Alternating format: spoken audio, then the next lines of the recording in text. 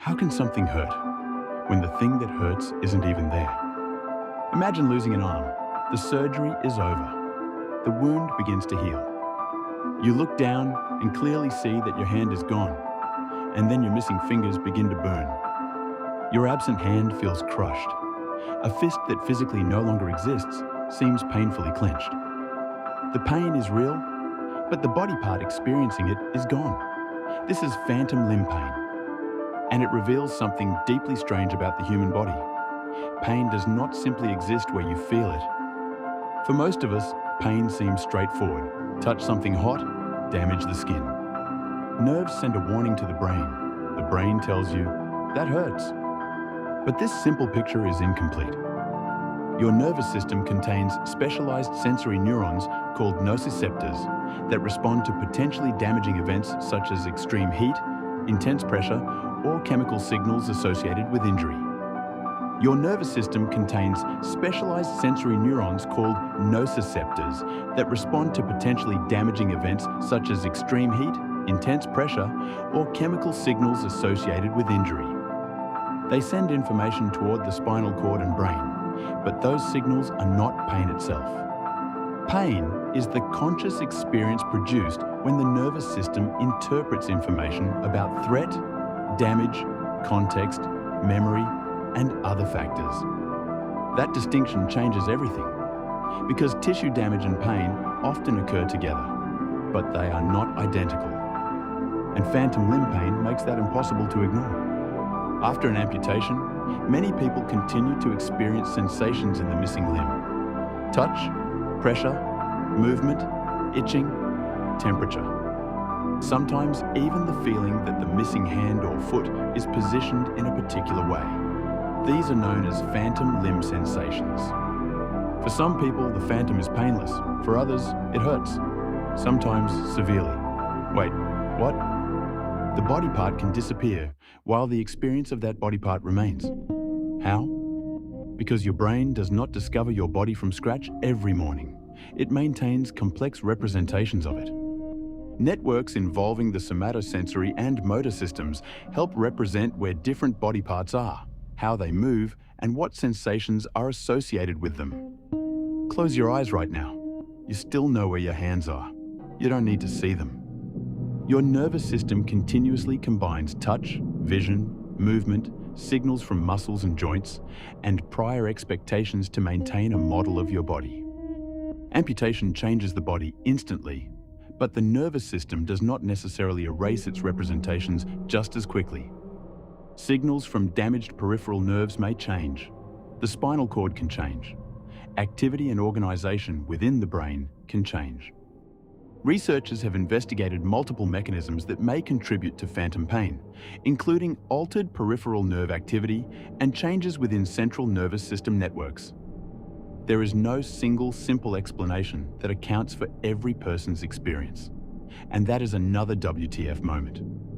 The pain can be felt in the missing hand, while the biological processes contributing to it may exist in nerves, the spinal cord, and the brain.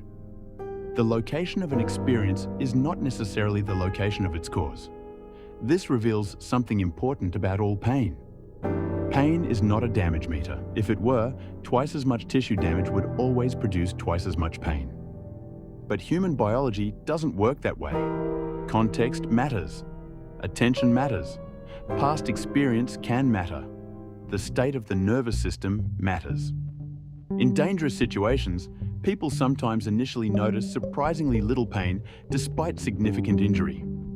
In other situations, severe pain can persist after tissues have healed. None of this makes the pain imaginary. Quite the opposite.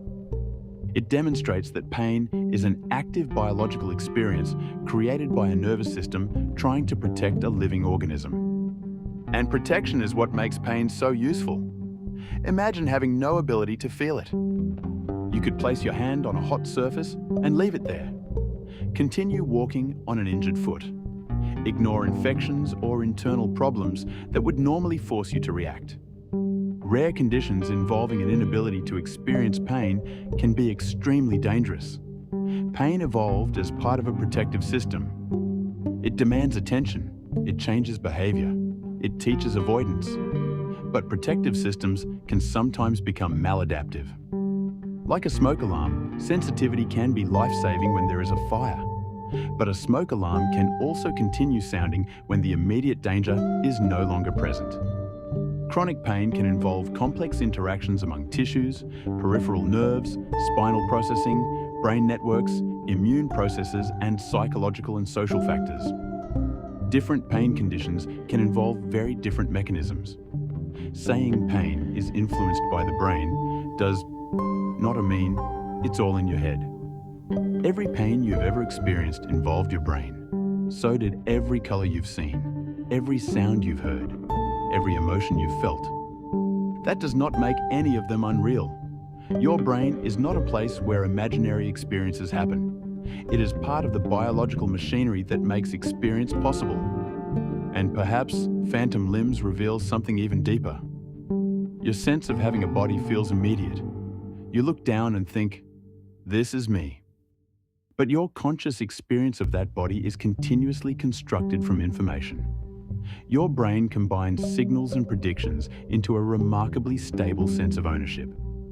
Most of the time, that model matches the physical body so perfectly that you never notice the construction happening. Until something changes. A limb disappears, but parts of its representation remain. A hand that no longer exists can itch. Fingers that are gone can seem to move. An absent foot can hurt. And suddenly, the boundary between the physical body and the experienced body becomes much harder to define. Maybe that is the deepest realization. We don't experience our bodies simply as collections of bones, muscles, and skin. We experience a continuously updated biological model built by the nervous system. Usually, the model and the body move together, so perfectly that they feel like the same thing. But phantom limb pain reveals the hidden machinery. The body can change faster than the brain's representation of it. And for a moment, we see something that was there all along. The body you experience is partly constructed inside you. If this changed the way you think about something as basic as feeling your own body, subscribe. Every single day we uncover another hidden truth about reality, science, space, and the human mind. Because ordinary human experiences filled with hidden mechanisms, we rarely stop to question. And sometimes, understanding them doesn't make the human body less mysterious. It makes it even more extraordinary.